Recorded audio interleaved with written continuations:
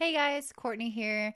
Just wanted to jump in before I get to the content and let you guys know that I have a special webinar coming up on Saturday, November 5th, and it is about Mars reclaiming the warrior within. So, this one is going to be maybe a workshop webinar style type of thing. So, bring your charts ready.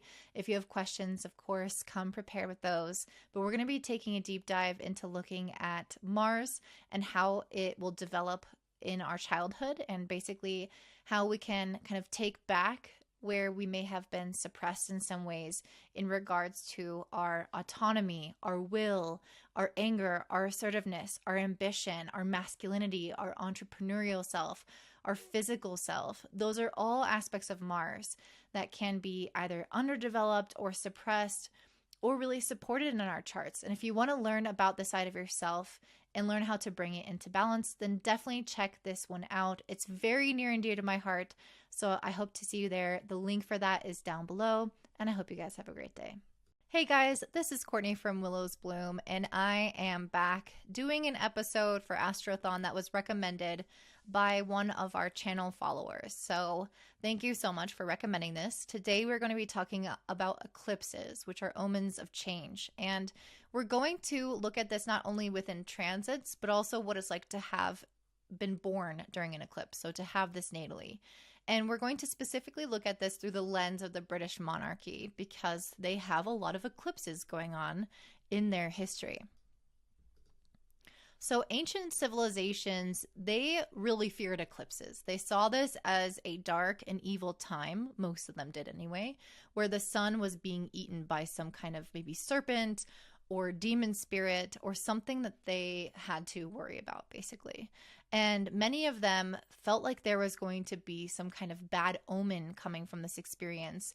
And some of the civilizations, the Greek in particular, were worried that it was going to punish the king. And I know that the Greeks and the Aztecs would round up people as sacrifices in order to avoid some of the punishments that they saw as possibilities during the eclipse times. So what they did was they started to notice, okay, not only is the sky dark, but bad things are happening around this time, or unpredictable things. And they started to fear eclipses in general. And we're going to talk about if they are worth fearing at all. So what are eclipses? Well, eclipses are going to occur during a new or full moon. So just like every other new or full moon, we have 2 of them typically in a month, except they are going to occur within 18 degrees of the north and south node. The north and south node is essentially the point that is calculated in the sky where the moon crosses over the ecliptic.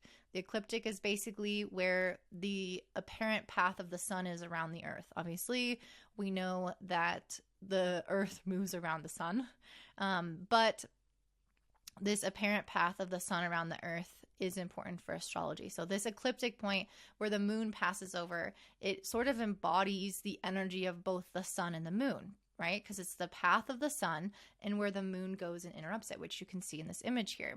So that is what a node is. And this is very important for our society and our evolution. And so the node will the node will always be in opposite signs. So the south node will be in a sign. For example, this year it's in Scorpio, and the north node will be in the exact opposite sign in the zodiac, which is Taurus. And so basically these new and full moons are going to be occurring in one of these signs throughout the year. And they always are going to come in pairs. So it's either going to be a lunar eclipse in one of the signs or a solar eclipse in one of the signs. And basically what we're seeing with this is a supercharged new and full moon. So just like we get some endings and things wrapping up and kind of culmination periods and a little bit of intensity during a full moon, we are going to experience that even more drastically during a lunar eclipse. And then in the opposite way, in a new moon, when there are new beginnings, we're going to see even more drastic new beginnings during a solar eclipse. And this is going to be especially true if it activates a angular house in your chart. So like the 1st, 4th, 7th, or 10th house. So for example, if one of these houses are in Taurus or Scorpio, you're much more likely to have some bigger changes occur in your life. And the thing is, these changes are not always immediate, although we will often see an immediate kind of fluctuation or an idea or some shift. What often happens is that these are so potent that their energy can carry on for 6 months in totality. So we can actually see that change really unfold over the next 6 months and come to fruition.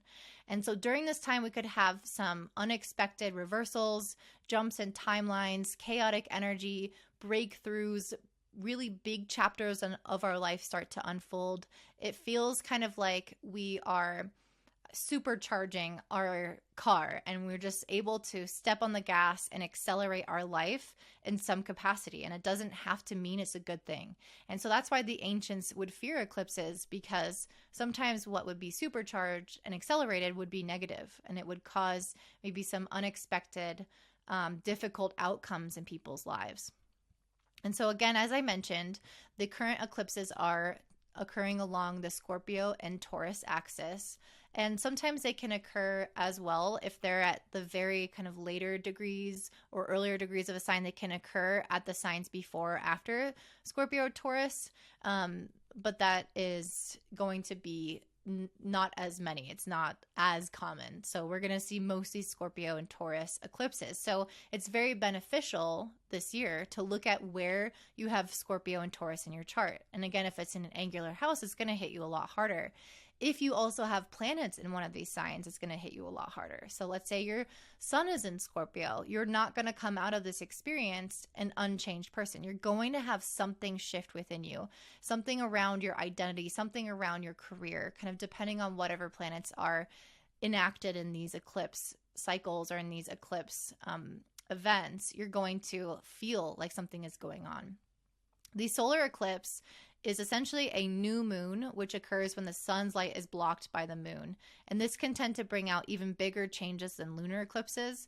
And that might be a little bit, arguable, but solar eclipses are probably just more noticeable in terms of having a new thing come into our life or an external event happen to us. Whereas a lunar eclipse is often an internal process, more of a decision that we can make. And that's not always going to be the case. I don't want to give like hard and fast rules because it's really not so cut and dry, but oftentimes the solar eclipse will represent, or the new moon will represent, this new beginning, whereas the lunar eclipse, the full moon, is usually this wrapping up cycle. And that is when the moon's light is blocked by the earth. So eclipses are going to occur within 10 degrees of the nodes in order to be a full lunar or solar eclipse. So we also have things like partial eclipses where they're quite a little bit further away. So if it's between 11 and 18 degrees away from the nodes, you'll start to notice that it's still an eclipse, but it has a less of an impact. It becomes less intense. So we're going to look at some examples of some charts here, and we're going to see events and everything occurring, and also natal charts as well. And we'll start to see the ones that are a little bit tighter and the ones that are a little bit looser. You'll notice that there's big impacts for both, but obviously the ones that are tighter are going to be extremely notable in that person's life. Solar eclipses, like I mentioned, will often bring these external changes, and so these can mark these new beginnings, like a birth of a baby, a start of a business, and as well as a death of a family member. And the reason I say that is because you are really marking a new chapter in your life where you no longer have that person. So in a lot of ways, it could be like a lunar eclipse, and that could happen on a lunar eclipse. But in some ways also, you are kind of beginning anew. So it really depends on how that impacts your life. As I mentioned, lunar eclipses can show those internal changes, emotional realizations, endings, like finding out your partner cheated on you. Things can really come to the surface during a lunar eclipse. If things have been subdued or pushed down, this kind of has the energy to bubble it right up. So if there are secrets, those secrets can become known. If there are areas of your life where you've become stagnant, those areas can shake up really quickly. If you've been working really, really hard and haven't achieved the kind of results that you're looking for, you could have some massive breakthrough and success. That's what eclipses do. They will accelerate the timeline on something. Anything that has been kind of growing just a little bit dull or just needs a little bit more of an oomph and an energy in those particular areas of your life where Scorpio and Taurus reside, that's where you're going to get these kind of kickstarts happening. And so, again, you could find out like, okay, your partner cheated on you. And guess what? We are in October. These eclipses are fast approaching. And I already know that there are some celebrities and kind of famous YouTubers where cheating scandals are starting to come to the surface. And I mean, that might just be because we're in Libra season and it's, very much related to partnerships and all these things can be brought to attention. But the eclipse energy is gearing up as well. Quitting your job, healing from past traumas, all those things can be a lunar eclipse kind of experience. Again, don't take that as like a cut and dry. That can be also a solar eclipse experience as well. Okay, so there are eclipse seasons, just like we have winter and we have summer. There are 2 different seasons out of the year where eclipses occur. And so they're typically happening in these like fall, winter months and then over the summer. So they're occurring during a 35-day period. It's not always going to fall in those seasons. It's going to kind of depend on the year. But regardless, the seasons are spaced 6 months apart from each other. So we know we have a little bit of a break from these kind of massive changes in our lives. We have at least 6 months between them. And that's also part of the reason why eclipses are really felt for the entire 6 months. They can unfold for those entire 6 months because that really is its entire season. The lunar node, so Scorpio and Taurus for this particular year, will remain in those sign axis, those 2 pairs of signs, for a year and a half, so 18 months. And so during this period, during this time frame, is when the eclipses will occur along this axis.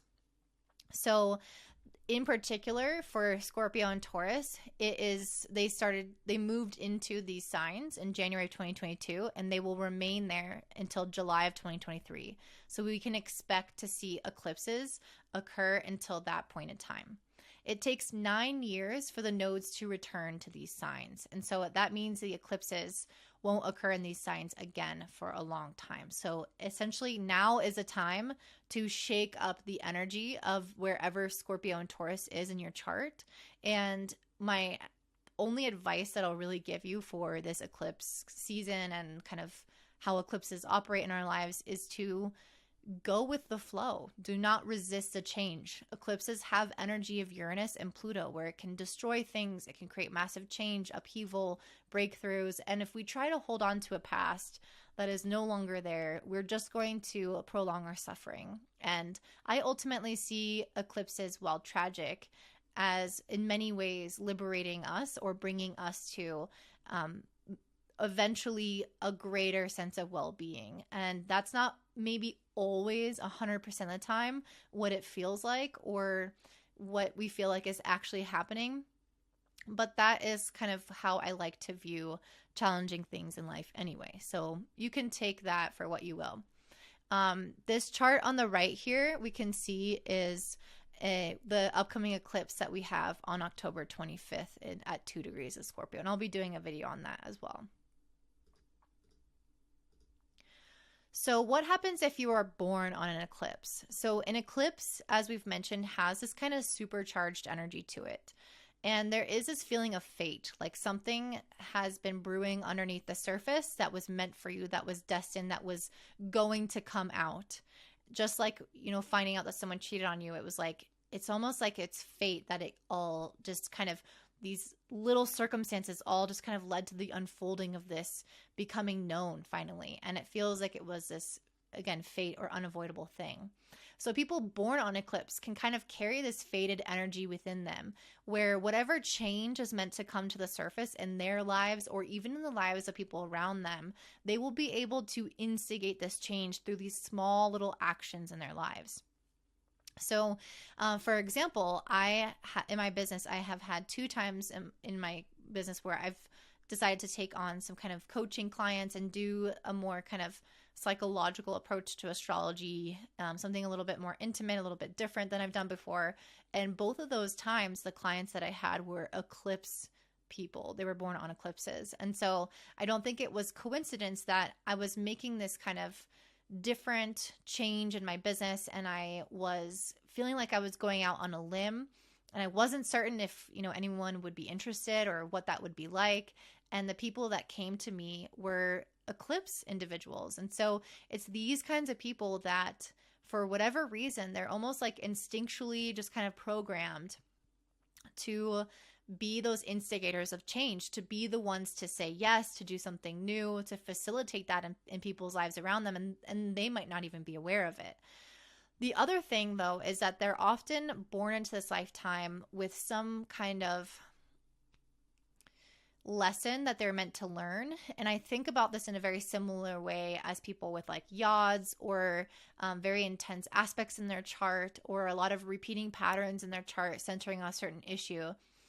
Whenever I see something supercharged or very potent in chart, what it's telling me is that the soul has signed up in this lifetime to learn a lesson and take an advanced or intensive class in order to do so. And it's because the soul really wants to learn it. They don't want to learn it half-assed. They don't want to scratch the surface. They don't want to have to come back and do this again. They want to go hard and learn this lesson. They want to really, send it home. And so that's how I see people born on an eclipse.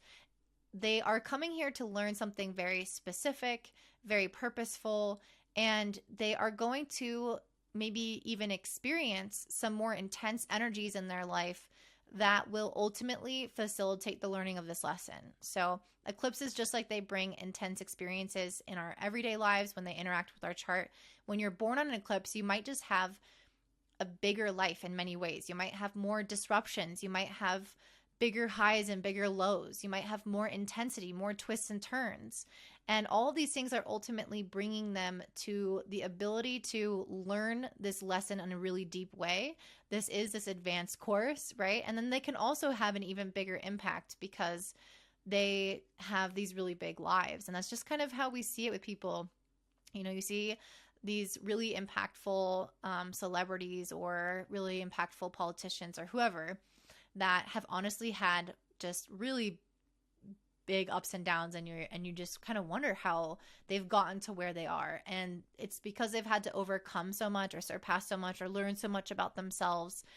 And so you can kind of tell what story or what lesson this person is here to learn by looking at the planets involved in the eclipses that are aspecting them. And it can kind of weave together a story of what is this person here to learn or to do or how to impact others. And that doesn't mean that they're always going to be like a super amazing and blessed person in the world. Like that, again, eclipses can be both positive and negative. It can bring the birth of a baby and a death of a loved one. And so we don't really know what their impact is going to be and what direction it's going to take.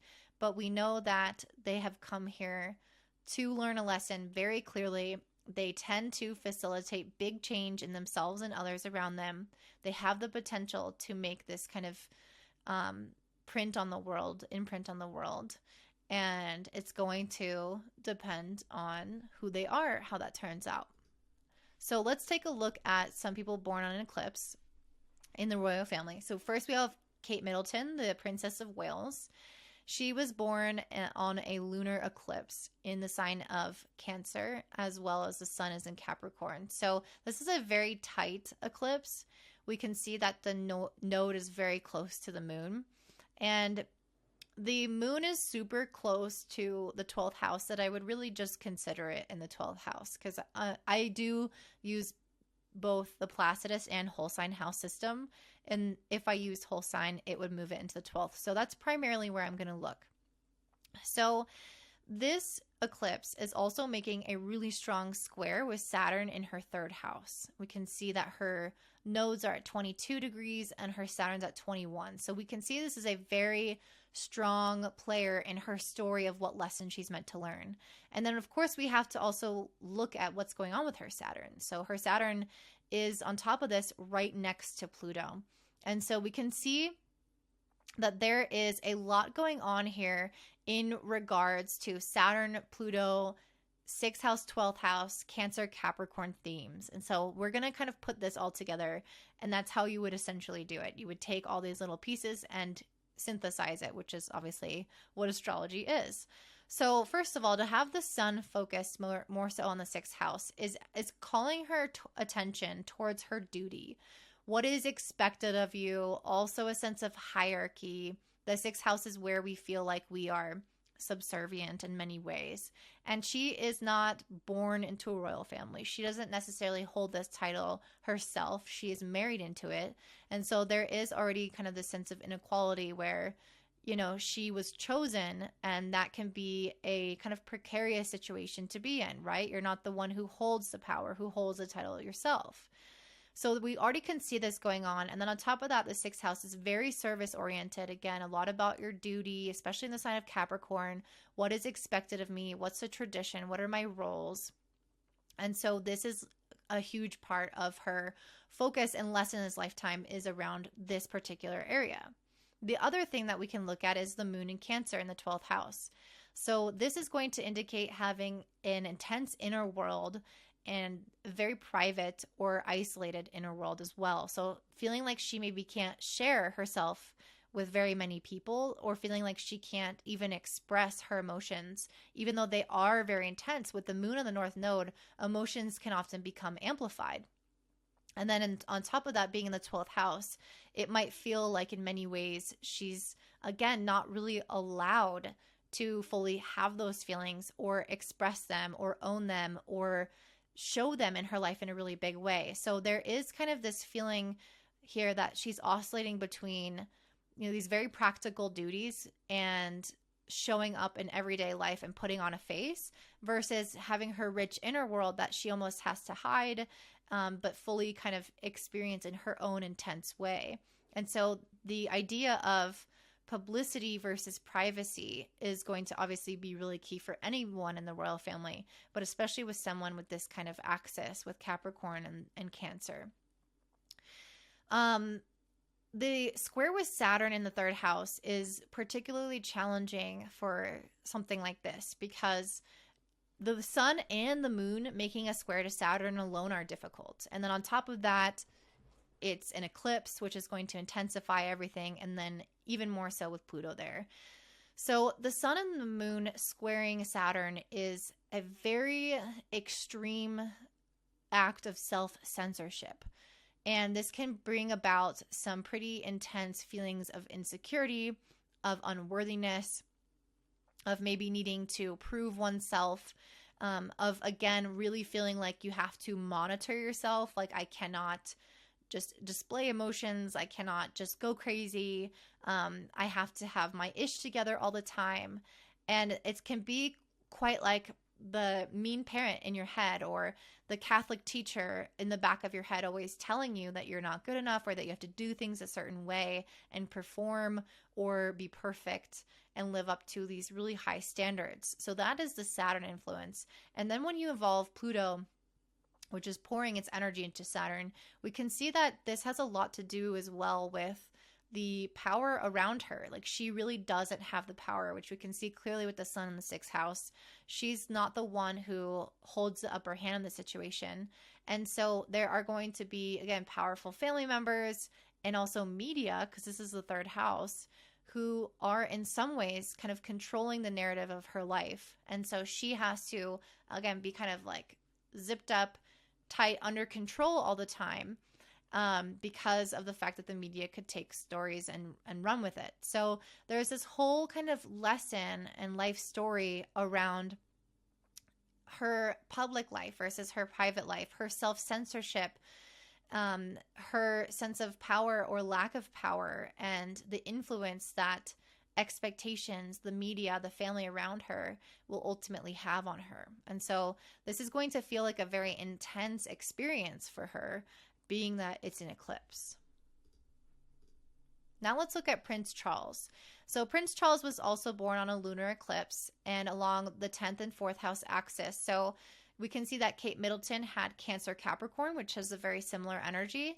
And then Prince Charles has 10th and 4th house. So again, there's this kind of inner world, outer world experience going on here with this family that's a little bit common, except his is happening in the Taurus Scorpio axis where we are now, actually. So these eclipse cycles coming up might kind of directly affect him in a big way if he's still alive. I think he actually passed away.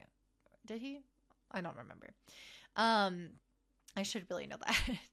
So we can see that, again, there's this lesson, especially for him because it's in the 4th, 10th house axis, of what is my expectation around kind of my family life and my responsibility to my family with the sun in the fourth house versus my expectation that the public has on me, or my responsibility in the country, my reputation. And he has the moon as well in the 10th house, which is all about the public already.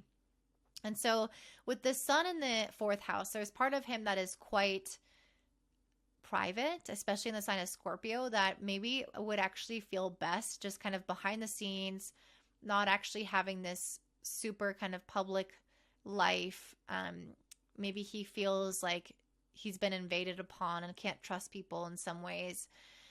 And then his moon, though, is opposing it. So there is some part of him that does feel this very strong sense of duty, especially in the sign of Taurus, and earth sign at 0 degrees, critical degree, where there's going to be a very practical part of himself that is going to, if he's committed, he's committed. He's going to follow through. He's going to do it. He's going to honor kind of his responsibilities and his duties. And so we can see this maybe inner conflict going on with him at times. And then Taurus is also representing as well wealth and tradition and hard work in general. So he's valuing these things while also valuing his privacy, his secrecy, his inner expression being kind of taken away from the world. And Scorpio is very much also about hidden drama, highly charged emotions, sexuality as well, and then for him, sexual scandals. So all those things are kind of a part of this storyline that's going on for him.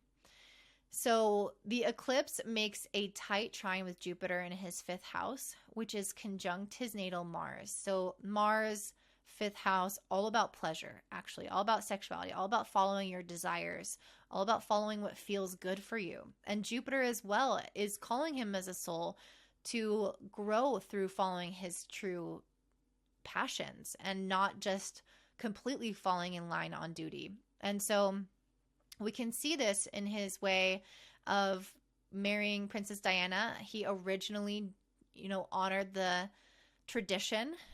This eclipse is also trining his Saturn in the 2nd house. So there is a certain amount of kind of formality that he is honoring. But then ultimately, it's also making a sextile and Uranus in the 11th house.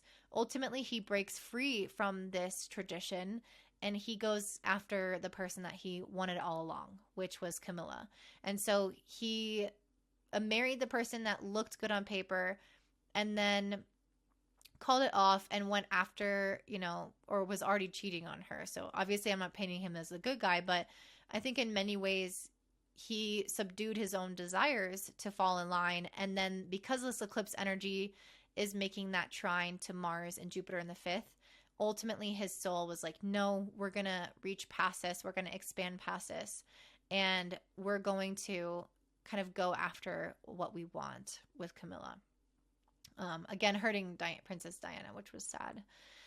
So we can see also that this eclipse is squaring his ascendant and opposing Mercury. So there is this kind of fluctuation of public opinion here.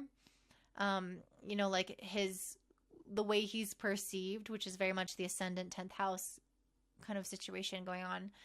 The way he's perceived is undergoing a transformation and may not look so good.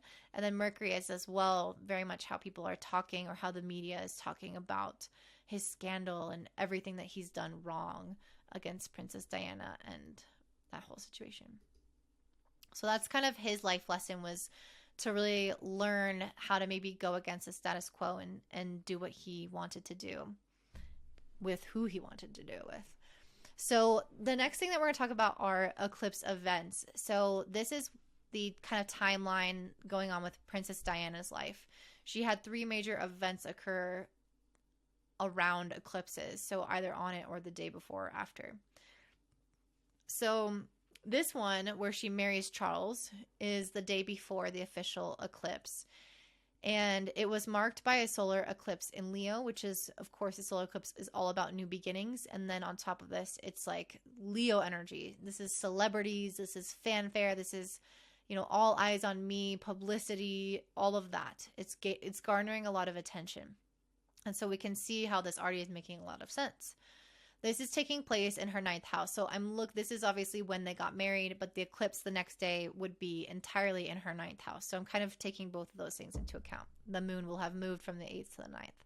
So what does the ninth house eclipse feel like? It's going to feel like you're growing, like you are stepping into a new chapter in your life where you are pushing your boundaries of who you thought you were. It can feel like a really prosperous time, like you are learning so much about yourself. You are excited about what's coming up. You're optimistic. So it can feel really good. However, the solar eclipse sun at this time was squaring her natal Neptune in the 12th house. So this is going to indicate, you can see that the sun is at 6 degrees, her natal Neptune's at 8 degrees. You can see that this is a time in which she is so ecstatic. She is so blinded by love, in many ways with this Neptune transit here, or her sun transiting Neptune, I should say. But it was just that. It was blinded. It was an eclipse. And so it was more fantasy than reality. And that, of course, would set in later. But we can see here, based off of when they got married, that this was obviously based on a lie or some kind of, again, fantasy or dream that she had rather than what was actually happening. The sun, the solar eclipse sun, was also opposed her natal Jupiter in the 3rd house. So this is going to indicate this extra dose of fame, a lot of media attention, and also a lot of optimism for her, and just a lot of, benevolent kind of reactions to this, like her people really supporting her feeling excited about the future. It can feel really, really good, but unfortunately with that square with Neptune, it's like, I don't know that that's lasting. So this is when they announced their separation. So Princess Diana and Charles announced their separation on the day of this eclipse. And this eclipse is taking place right on her ascendant. So because Princess Diana has an intercepted sign, which I'm not going to get into right now, but because she has that, I like to put her chart into whole sign houses. If you don't know what I'm talking about, don't worry. But you can see her ascendant here is obviously not at 0 degrees. It's represented by AS, and it's at 18 degrees of Sagittarius. You can see the sun is at 17 degrees of Sagittarius, and the North Node's at 21. So very, very tight eclipse right on her ascendant. And essentially, what is the ascendant? Like I said, with the midheaven, it's others' perception of us. It also has a lot to do with our decision-making process. So not only how we are viewed, but how our lens through which we view life changes and alters through our life experiences, and how we then make decisions differently as a result of those experiences. So there are two things happening here. She's announcing her separation, so the public is viewing her as no longer part of the royal family in many ways. They're talking about it. It's just changing her kind of place in public media and society. And then on top of this, she's also really forming new life perceptions. Maybe I'm not as romantic or as innocent as I once was. And this is really impacting her as an eclipse. It's hitting it home in a really big way.